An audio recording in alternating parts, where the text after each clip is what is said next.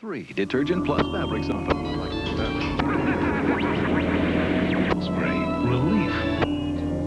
You don't want to die of cold. Toll-free.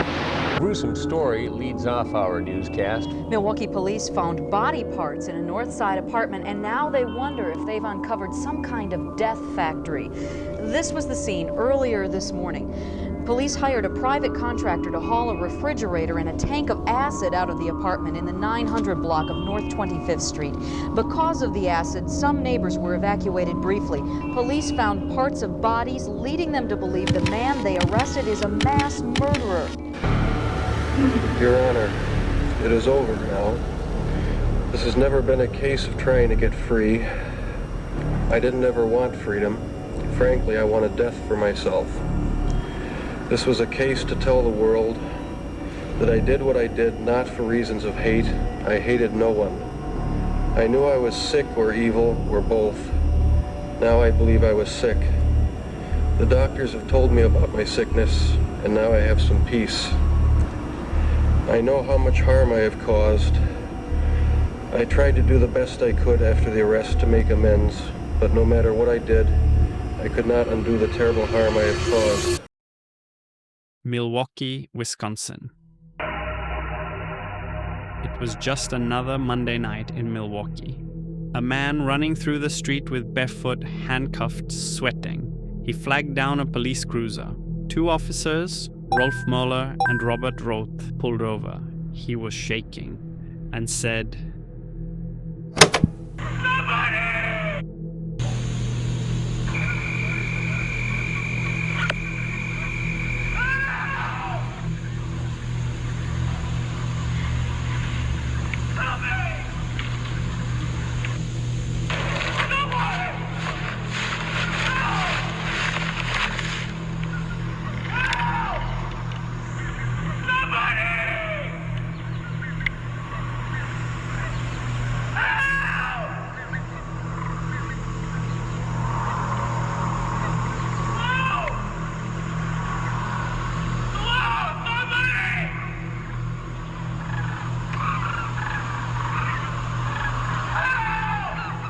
They followed him back to apartment 213 and met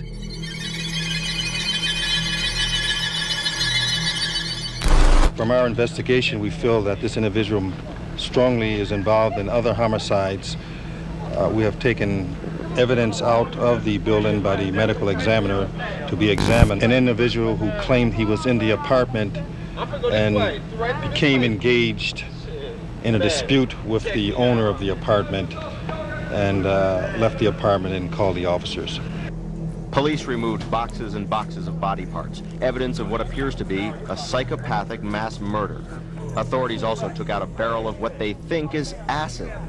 Police are reluctant to reveal exactly how many victims there might be, but knowledgeable investigators say it could be more than a half a dozen. Neighbors say the man was strange and that there was an odor coming from the apartment.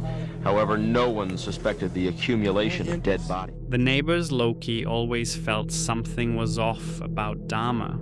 Like, people in the building complained about a really nasty smell coming from his apartment. He used to say it was spoiled meat or his tropical fish dying or something. But that smell, it was bodies decomposing. And the next thing I know, I heard the police open the refrigerator door, and they said it was a dead body in there. Police are questioning the suspect downtown. All we really know about him is that he is 31 years old. I really don't know much about him. I know he's a single guy, and he works every day, and he likes to stay to himself. Authorities marched out of the house with boxes of severed body parts. In a barrel wheeled out a vat of acid.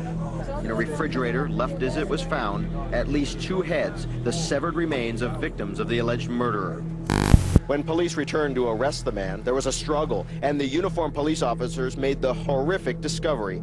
Dismembered human remains, decapitated heads in a refrigerator freezer, limbs and male genitals in other containers, and a large barrel full of acid.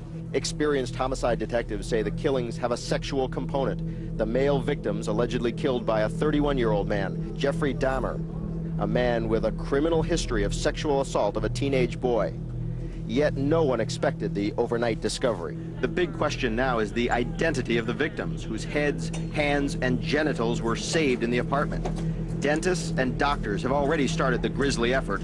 So far, no identities have been determined.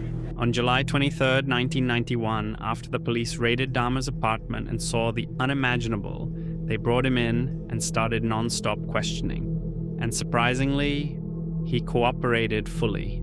The press was already going crazy outside, but Dahmer was just sitting there telling stories that sounded like horror movies, and they were all real. He is 32 years old and he is pure evil, but you'd never know it by looking at him. But when you hear him, that's another story. I had these obsessive desires and thoughts wanting to control them, to, I don't know how to put it, possess them permanently. And that's why you killed them? Right, right. Not because I was angry with them, not because I hated them, but because I wanted to keep them with me. And as my obsession grew, I was saving body parts such as skulls and skeletons. It's a process. It doesn't happen overnight. When you depersonalize another person and view them as just an object for pleasure instead of a living, breathing human being, it seems to make it easier to do things you shouldn't do. I always knew that it was wrong, but after the first killing was not planned. I was coming back from the shopping mall back in '78. I had fantasies about picking up a hitchhiker and taking him back to the house and having complete control and dominance. No one had a clue as to what was happening for over a decade. Just wasn't an opportunity to fully express what I wanted to do. There was just not the physical opportunity to do it then. And I started, when I moved to Milwaukee in '81,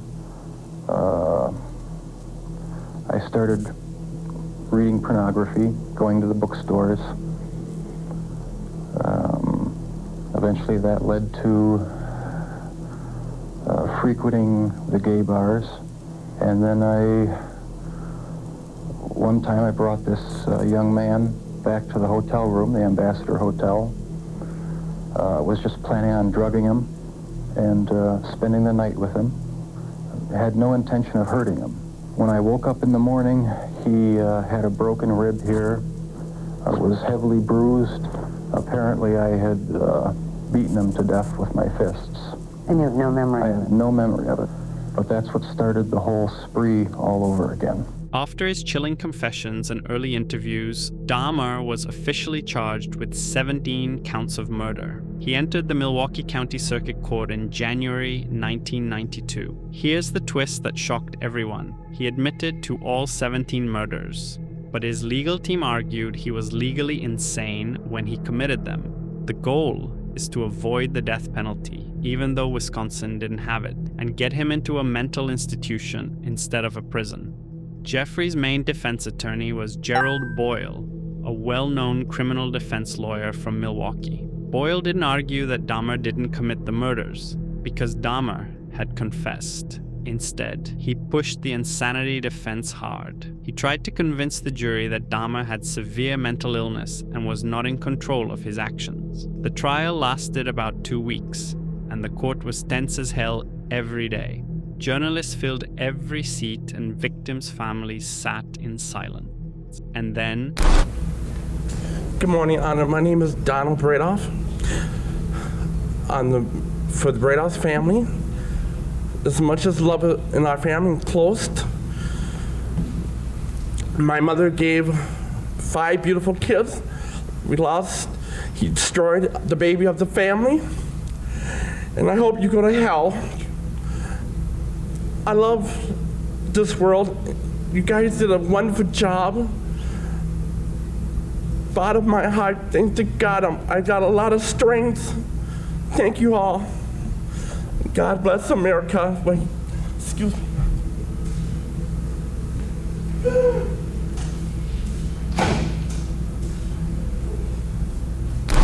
I'm the mother of Anthony Lee Sears, and I just wanted to know, just why, why would it be my son, I just want to thank E. Michael McCann for the good job he did. Well, you did a good job too, but I'm glad McCann won it. And I want to thank the jury, and I want to thank you, Judge. And just keep this man off the street, please.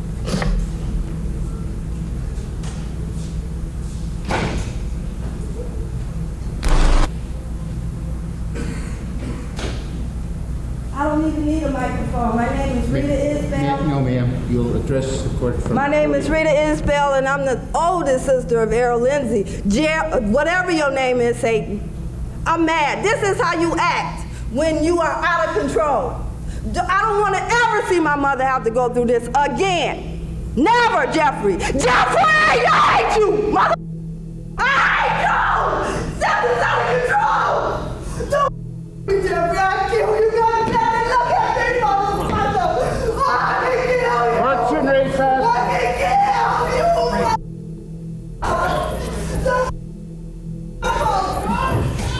You don't have to look. Take it easy, it's all right.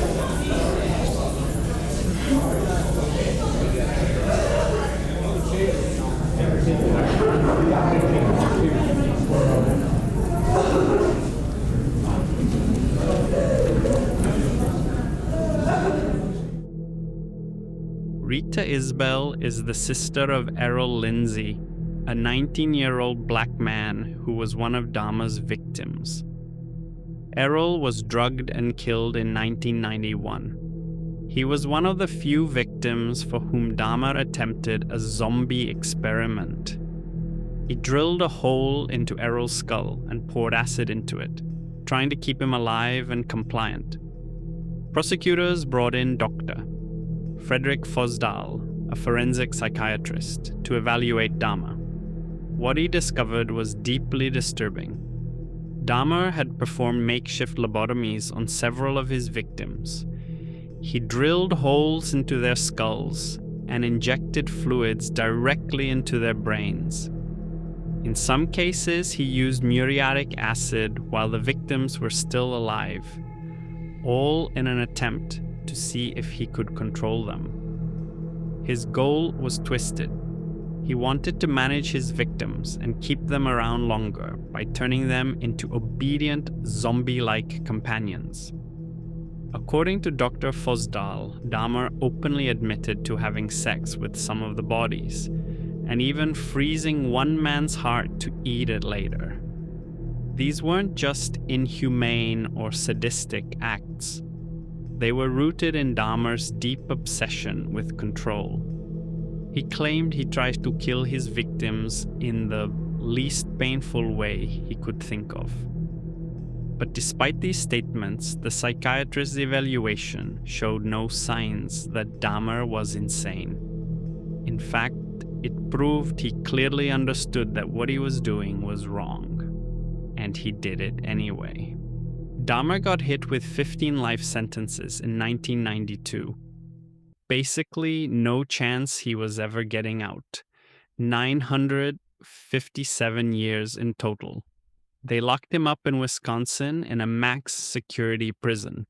Now, there is an interview with his dad that happened in 1994, while Dahmer was already in prison.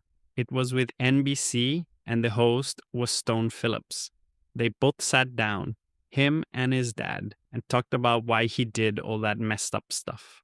Jeff, do you remember your earliest experience and earliest interest, fascination with the inside of animals? Where that came from? In 9th grade, in biology class, we had the usual dissection of fetal pigs. I took the remains of that home and kept the skeleton of it. And I just started branching out, dogs, cats, I suppose it could have turned into a normal hobby like taxidermy, but it didn't. It veered off into this. Why, I don't know. All I know is that I wanted to see what the insides of these animals looked like. Was there some pleasure in the cutting open of the animal? Yes, there was. No sexual pleasure, but just it's hard to describe. Sense of power, sense of control? I suppose that's a good way of putting it, yeah. Yeah. I can sort of see a fascination for, wanting to see or for looking at the insides of animals, say for the first time. After you did it one time, what more is to be gained by looking at another dog's inside, the second or the third? I don't know. It became a compulsion, and it switched from animals to humans. I still don't understand it. I don't know why. What would you do with the dead animals, Jeff? You would pick the carcasses up from the road and take them back into the woods. Take them back in the woods, skin them sometimes, slit them all the way open, look at the organs, feel them.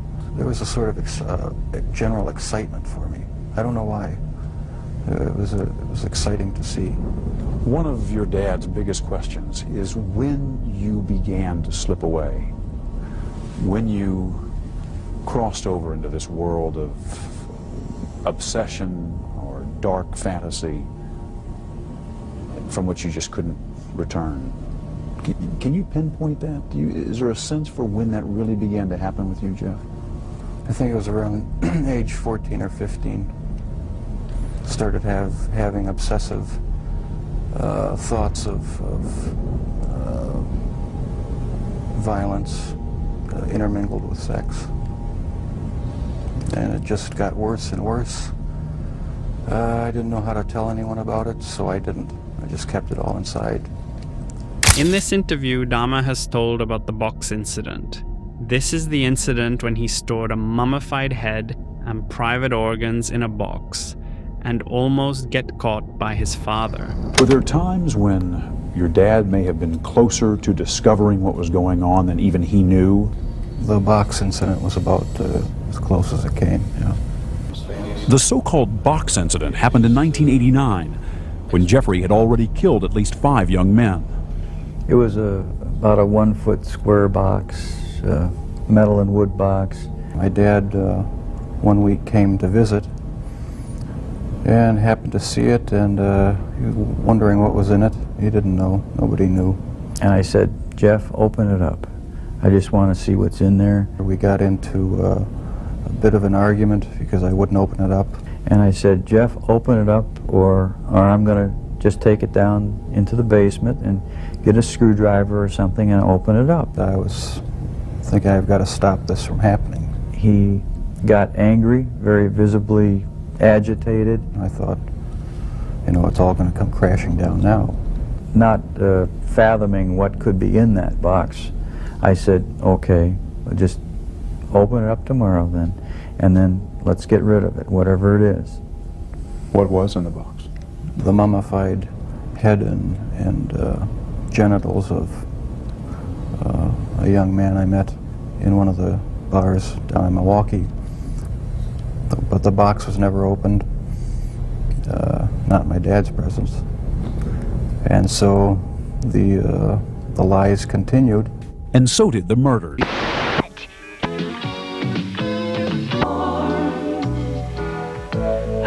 give you trouble. Pop your piece around the track if you get nails and more nails.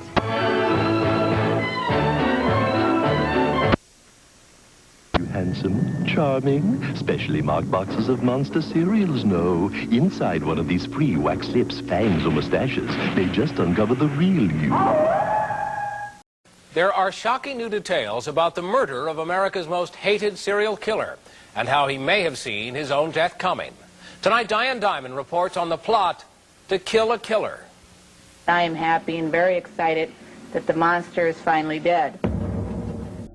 On the morning of November 28, 1994, Dahmer was assigned cleaning duty in the prison gym bathroom area, along with 2 other inmates. Christopher Scarver, the guy who ended up killing him, Jesse Anderson, another convicted murderer.